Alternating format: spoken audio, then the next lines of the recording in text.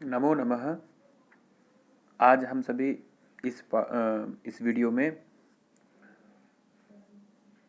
रुचिरा भाग तृतीय के एकादश पाठ, जिसका शीर्षक है सावित्रीबाई फुले, इस पाठ का अभ्यास हम लोग करेंगे। तो आइए प्रारंभ करते हैं। आप सभी इसके शब्दार्थ को अपनी टिप्पणी पुस्तिका में लिख करके याद करिए। प्रथम प्रश्न है बच्चों,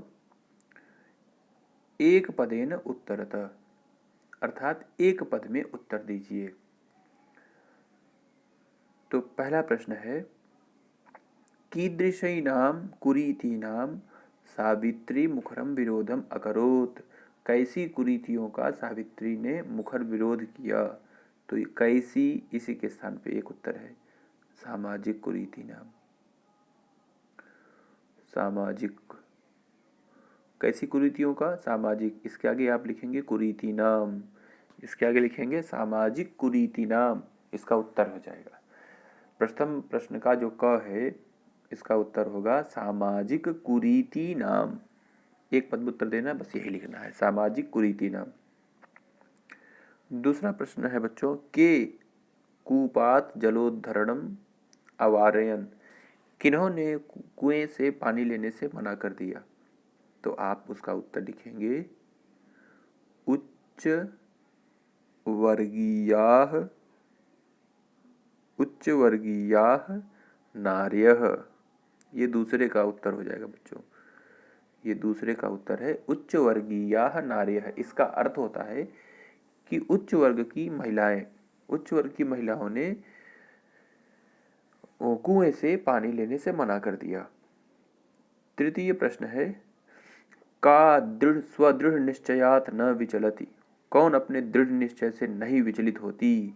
तो ये तो हम सभी जानते हैं, सावित्रीबाई फुले। सावित्रीबाई फुले, ये तृतीय प्रश्न का उत्तर हो जाएगा, क्योंकि सावित्रीबाई फुले अपने दृढ़ निश्चय से विचलित नहीं होती है। विधवा नाम शिरोमुंडन से निराकरणाय। विधवा के शिरोमुंडल के निराकरण के लिए वह किन से मिली। तो किन से मिली थी, हम लोगों को पता है, नापितई, अर्थात नाइयों से, नाइयों द्वारा वह मिली गई। फिर है अगला बच्चों अंतिम, सा कासां कृते प्रदेशस्य प्रथमं विद्यालयम् आरभत। वह किनके लिए प्रदेश का पहला विद्यालय खोला था। तो बालिका नाम कृते, बालिका नाम कृते। तो केवल बालिका नाम कृते लिख दोगे तब भी पूरा उत्तर हो जाएगा इसका, क्योंकि एक पद में ही उत्तर लिखना है। तो बालिकाओं के लिए उन्होंने प्रदेश का प्रथम विद्यालय प्रारंभ किया। चलते हैं द्वितीय प्रश्न पर। पूर्ण वाक्येन उत्तरतः, पूर्ण वाक्य में उत्तर दीजिए। ये प्रश्न आपको बच्चों, आप सभी को पाठ देख करके लिखना है। तो कैसे लिखना है, हम एक दो आपको उदाहरण देते हैं। किम किम सहमाना सावित्रीबाई स्वदृढ़ निश्चयात न विचलती। क्या क्या सहती हुई सावित्री अपने स्वदृढ़ निश्चय से विचलित नहीं होती है। तो कोई उसके ऊपर धूल फेंक रहा है, कोई उसके ऊपर पत्थर फेंक रहे हैं, कोई ताने मार रहा है कि महिलाओं को या बालिकाओं को पढ़ाने जा रही है, ये तो ये सभी सहती हुई वह अपने दृढ़ निश्चय से विचलित नहीं होती। तो इन सभी प्रश्नों में सबसे पहले आप इनका अर्थ समझिए, और इसमें समझिए कि कहाँ पर कौन कौन प्रश्नवाचक शब्द है। यहाँ पे किम किम है, यहाँ पे किम है, ये किम आसीत में किम है, या कथम है, हाँ, कुत्र और किम यहाँ दो है, कासाम ये है बच्चों, ये किम है, और के। इनका अर्थ पहले समझिए। किम किम का मतलब होता है क्या क्या, किम का अर्थ होता है क्या, कथम का अर्थ होता है कैसे, कथम का अर्थ होता है कैसे, कुत्र का अर्थ होता है कहाँ, और किम का अर्थ होता है क्या। किम का अर्थ होता है क्या, और के का अर्थ होता है कौन दोनों, कौन दोनों। अब देखो बच्चों, कौन दोनों का मतलब क्या है, उसके दोनों काव्य संकलनों का नाम क्या है, उनके दोनों काव्य संकलनों का नाम क्या है। तो क्या कहेंगे हम सब, काव्य फुले और सुबोध रत्नाकर, तो उसमें जो जो लिखा था उसमें वो सभी हम ध्यान देंगे। यहाँ पर कैसे होगा देखते हैं। अब देखिए क्या क्या सहती हुई वो अपने दृढ़ निश्चय से नहीं विचलित होती। सावित्रीबाई फुले महोदया के माता पिता का क्या नाम था, ये तो आप लोग देख के भी कर सकते हैं। विवाह के अनंतर भी सावित्री के मन में जो पढ़ने की इच्छा थी, कैसे उत्साह प्राप्त की, क्योंकि उसके पति स्त्री शिक्षा के प्रबल समर्थक थे, इसलिए। तो आपको इसको वहाँ से छांटना है पाठ से। इसका उत्तर पूरे एक वाक्य में इसका उत्तर लिखना है, एक शब्द में नहीं। जल पीने के लिए जो हटाई जा रही थी वो उन नारियों को वह कहाँ ले गई और क्या बोली। वो अपने घर ले गई और तालाब दिखा करके बोली कि यहाँ से जितना पानी हो उतना पानी ले जाओ। किन किन संस्थाओं की स्थापना में फुले दंपति का योगदान महत्वपूर्ण है, तो महिला सेवा मंडल और वो सत्यशोधक मंडल इत्यादि जो जो भी वहाँ पर मंडल थे या संस्थाएं थी उनका नाम लिखना है। सत्यशोधक मंडल का उद्देश्य क्या था? सत्यशोधक मंडल का उद्देश्य था कि जो वंचित वर्ग है उनको अपने अधिकारों के प्रति जागरूक करना, ये भी आपको मिल जाएगा पाठ में।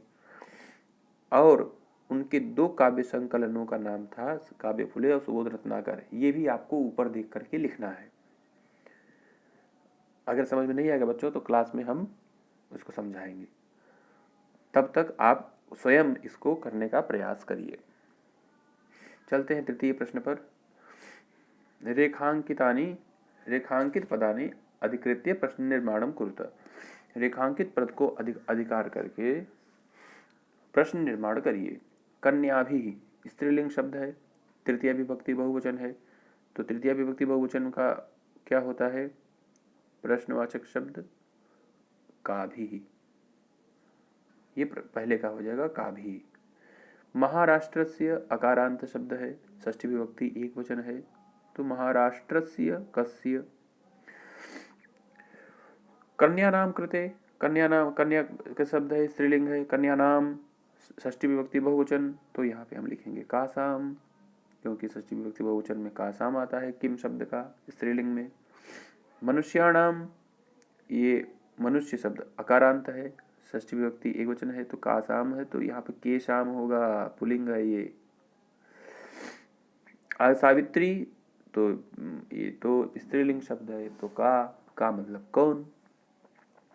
ये इसका प्रश्न निर्माण होगा बच्चों। इन शब्दों के स्थान पर ये प्रश्नवाचक शब्द रख देने से तो ये जितने भी उत्तर जैसे लिखे हैं ये प्रश्न बन जाएंगे।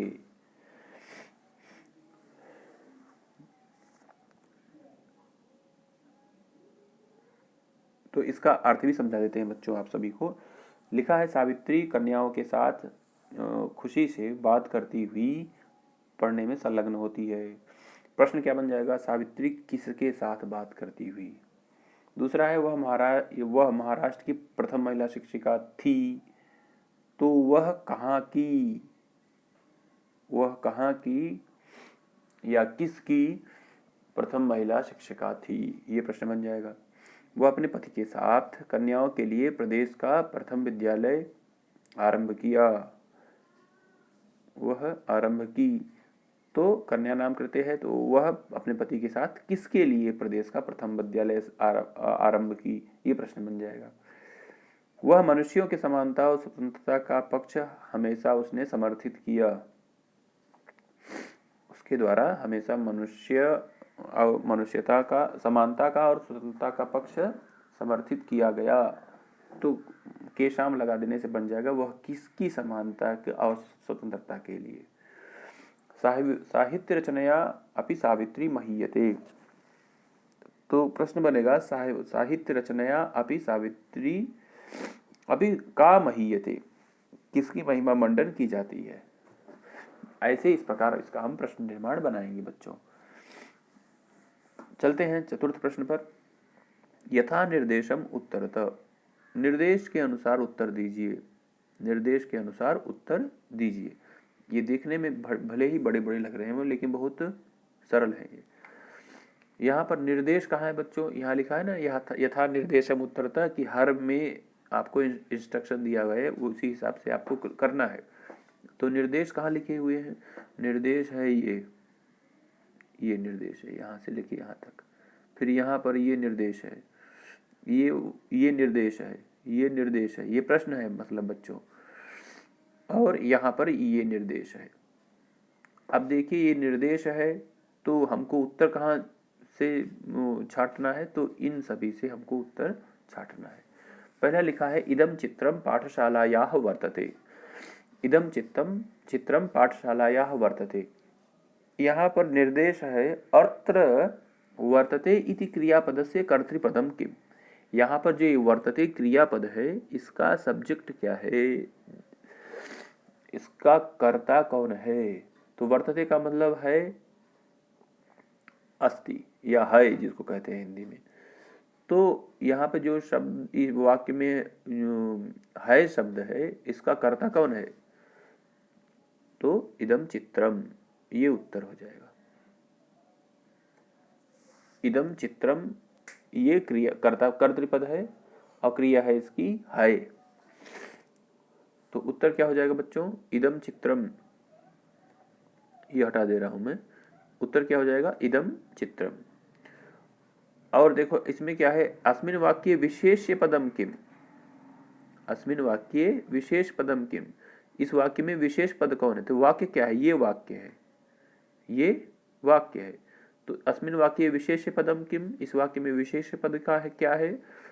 तो स्वकीयम अध्ययनम, ये दो शब्द हैं जो विशेष्य विशेषण है, विशेषण विशेष्य है। तो विशेष्य इसमें क्या होगा? अध्ययनम। आप ही नहीं लेंगे बच्चों, केवल लिखेंगे अध्ययनम। इसमें क्या उत्तर था? इदम चित्रम। इसमें क्या उत्तर है? विशेष्य अध्ययनम। इसका विशेषण क्या होगा? तो स्वकीयम। तीसरा देखते हैं बच्चों, निर्देश क्या है? अस्मिन वाक्ये, इस वाक्य में यूयम, यूयम का अर्थ है तुम सब। ये जो सर्वनाम पद है तुम सब, ये किसके लिए प्रयुक्त है? यूयम का अर्थ है हम सब बालकों के लिए, यहाँ पर बच्चों के लिए। यूयम किसके लिए प्रयुक्त है? तो बच्चों के लिए प्रयुक्त है। तो यहाँ पर उसका उत्तर क्या लिखेंगे? बालकेभ्यः, जो इस पाठ को पढ़ रहे हैं, बालकेभ्यः। इसको क्या कहेंगे? इसका उत्तर क्या कहेंगे? बालकेभ्यः या छात्रेभ्यः। सबसे अच्छा इसका उत्तर लिखेंगे तो छात्रेभ्यः, क्योंकि हम लोग छात्र ही हैं, हम लोग पढ़ रहे हैं। छात्रेभ्यः, ये यूयम किसके लिए प्रयुक्त है? छात्रों के लिए।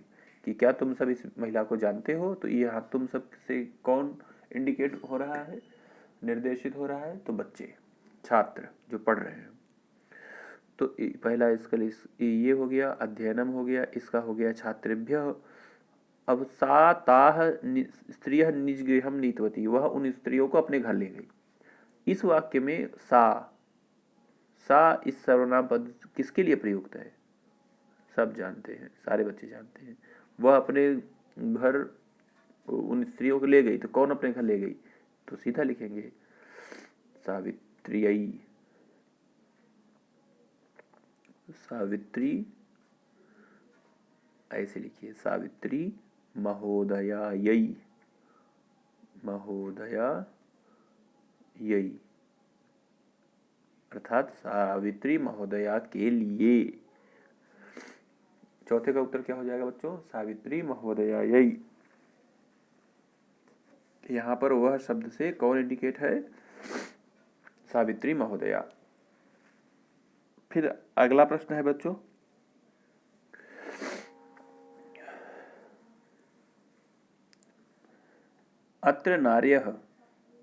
अत्र नार्यः इति पदस्य विशेषण पदानि कति सन्ति।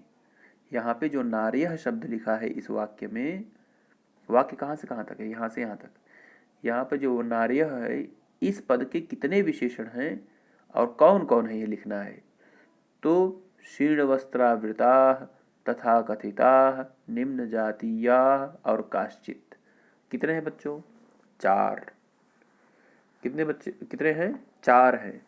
और कौन कौन है? शीर्ण वस्त्रावृताः तथा कथिताः निम्न जातीयाः और काश्चित। ये चारों लिख देंगे क्योंकि ये सभी इस शब्द नार्यः के विशेषण है और नार्यः क्या है? विशेष्य। तो इन चारों का नाम हम लिख देंगे। इसका उत्तर क्या हो जाएगा बच्चों? यहाँ से लेकर यहाँ तक। पहले लिखेंगे चत्वारि विशेषण पदानि शीर्ण वस्त्रावृताः तथा कथिताः निम्न जातीयाः और काश्चित, ये लिख देंगे तो इसका उत्तर हो जाएगा।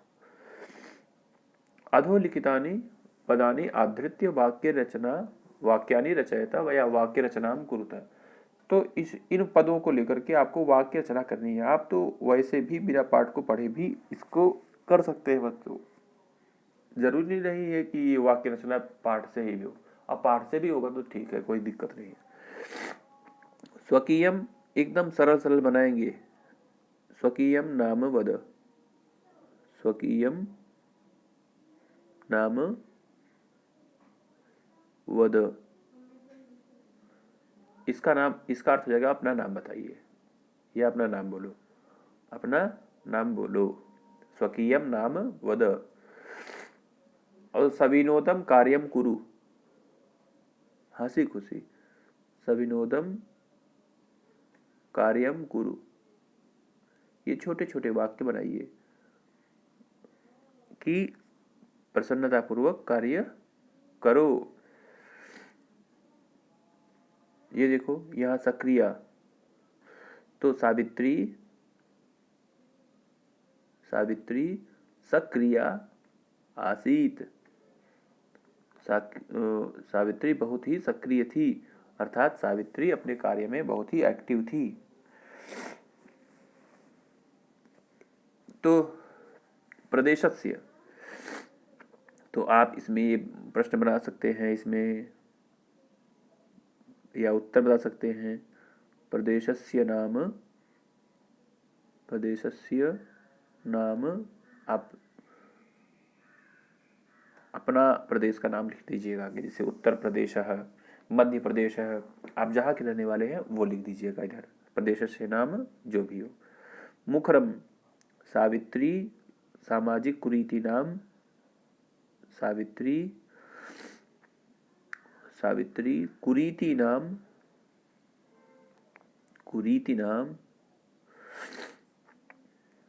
नाम मुखरम आ गया ना। हाँ ये देखो, मुखरम विरोधम अकरोत। सावित्री ने सामाजिक कुरीतियों का मुखर विरोध किया। अकरोत, ये इसका हो जाएगा। आप वीडियो पॉज करके लिख लिया करिए बच्चों। फिर देखिए सर्वथा सर्वदा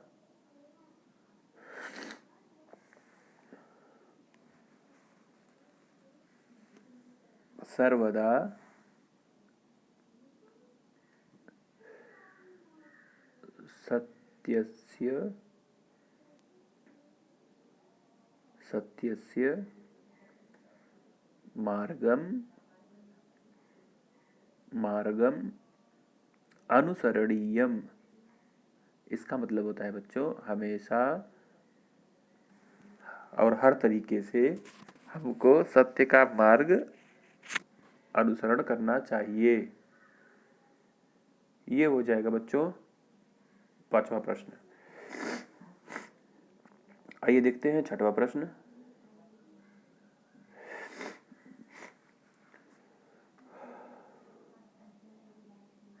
ये भी वाक्य रचना का है बच्चों। अब ये वाक्य रचना आप स्वयं करिए। ये आप सब, ये पहला वाला हमने करके दिखा दिया है, आप इसको स्वयं करिए। अगर नहीं समझ में आएगा तो हम क्लास में आपको बताएंगे।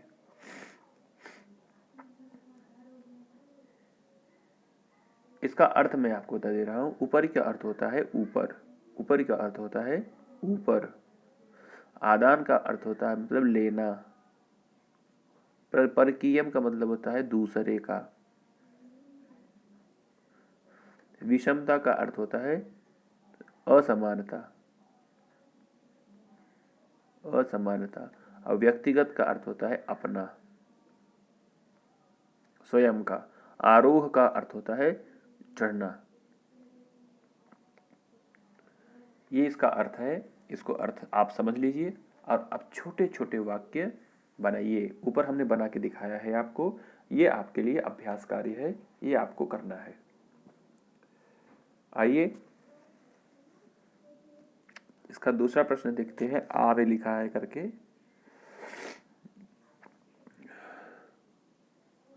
समानार्थक पदानि, समानार्थक पदानि पाठात चित्वा लिखत।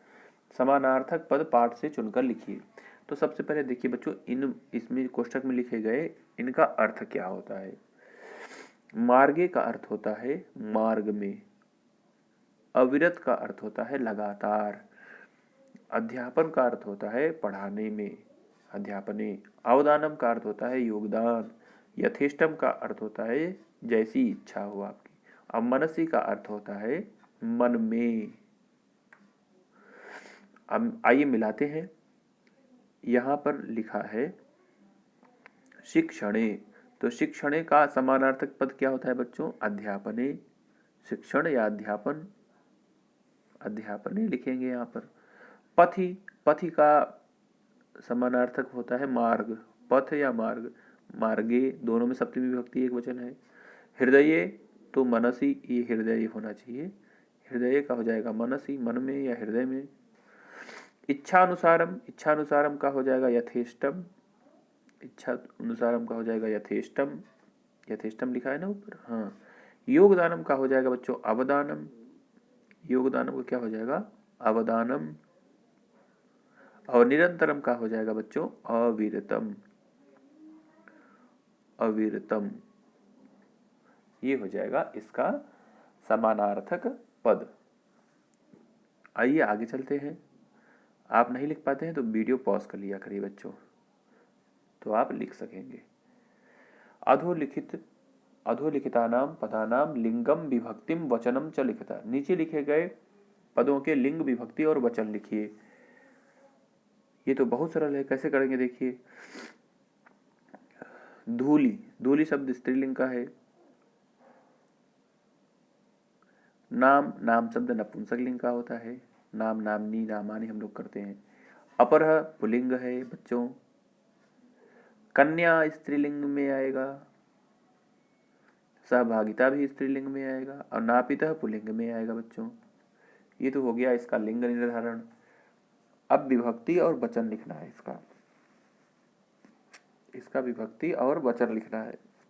विभक्ति क्या होगा बच्चों, धूलिम, जैसे हम लोग पढ़ते हैं मति, मति, मतयः, मतिम, वैसे धूली, धूली, धूलयः, धूलिम, तो ये द्वितीय विभक्ति का हो जाएगा। इसके लिए आपको शब्द रूप याद करने पड़ेंगे। और धूलिम किस वचन में आएगा बच्चों, एक वचन में आएगा। नामनी, नामनी का अर्थ है बच्चों सप्तमी में, नाम में या पर, सप्तमी, नाम शब्द का सप्तमी विभक्ति एक वचन में आएगा ये भी।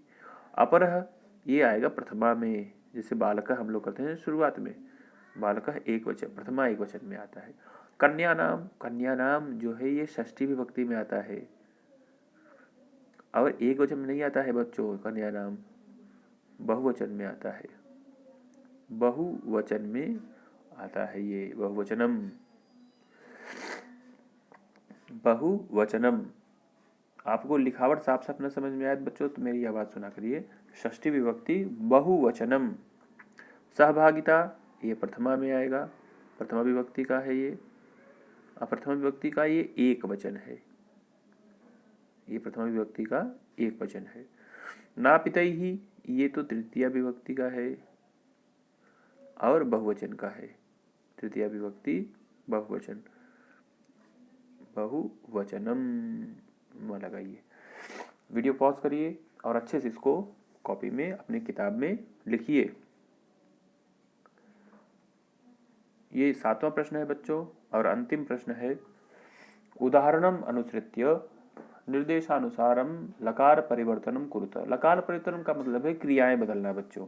जैसे यहाँ अस्थि लिखा है, जैसे यहाँ अस्थि लिखा है, अस्थि के स्थान पे हमने लंग लकार में बदला तो आसीत हो गया। बाकी ये और ये एकदम वैसे ही है।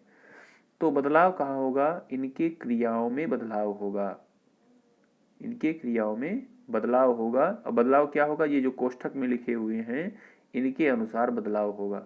बाकी जितने भी इसमें शब्द हैं सब वैसे के वैसे ही लिखे जाएंगे सामने। यहाँ जगह नहीं है इसलिए मैं इसको गोले में कर दे रहा हूँ। इसको सेम टू सेम लिखना है। और जिसके नीचे हमने अंडरलाइनिंग किया है जैसे अस्ति, भवति, अस्ति, तो इसके स्थान पर आपको बदलाव करके लिखना है। तो बदलाव क्या होगा मैं आगे लिखता हूं। सा अध्यापने संलग्ना भवति, वह अध्यापन में संलग्न होती है। इसको लिट लकार में बदलना है। लिट लकार मतलब भविष्यत काल। जैसे पठति का पठिष्यति होता है, तो भवति का क्या हो जाएगा बच्चों? भविष्यति। भविष्यति, भवति का क्या हो जाएगा? भविष्यति। उसी प्रकार अस्ति का लंग लकार, तो यहाँ तो हमने देख ही लिया था ना, अस्ति का लंग लकार आसीत होता है, तो यहाँ पे भी हम लोग आसीत लिख देंगे, आसीत। और इससे पहले क्या लिखेंगे? इससे पहले ये सब जो बॉक्स में है ये लिखेंगे। महिला तडागात जलम नयंती, महिलाएं तालाब से जल ले जाती हैं। तो लोट लगा मतलब आज्ञा देता, देने के अर्थ में होगा, तो ले जाइए। तो नयंती को हो जाएगा लोट लकार में नयंतु। ये आप मिलाएंगे कहाँ से? ये आप पुस्तक के पीछे लिखे गए हैं धातु रूप, उसमें जरूर मिलाएंगे बच्चों। उसमें मिलाएंगे आपको तो समझ में आ जाएगा। आगे देखिए, ये पठामह है, पठामह लिखा है तो पठामह में विधिलिंग लकार लगाना है। तो पठेयम, पठेव, पठेम। यहाँ पठामह को विधिलिंग लकार में क्या बनेगा? पठेम। बाकी सब वैसे ही उतार दिए जाएंगे। गच्छत का लिट लकार लगाना है, तो गच्छत कहाँ में आता है? मध्यम पुरुष बहुवचन में। तो भविष्यसि, भविष्यथ, भविष्यथ, तो हो जाएगा गमिष्यथ, गमिष्यथ हो जाएगा। और ये अंतिम है गच्छन्ति का लंग लकार, तो अगच्छन। इसके लिए आपको दो धातु रूप याद करने हैं अच्छे से। जो जो भी धातु रूप आपके पुस्तक में पीछे दी गई हैं ये होमवर्क लिख लीजिए, इसको आपको अच्छे से याद करना है। जैसे आप याद कर लेंगे तो ये प्रश्न आपको बहुत सरल हो जाएगा बच्चों। यहाँ पर समाप्त होता है आपका यह पाठ। अगले पाठ में, अगले वीडियो में हम अगला पाठ अध्ययन करेंगे। तब तक के लिए धन्यवाद।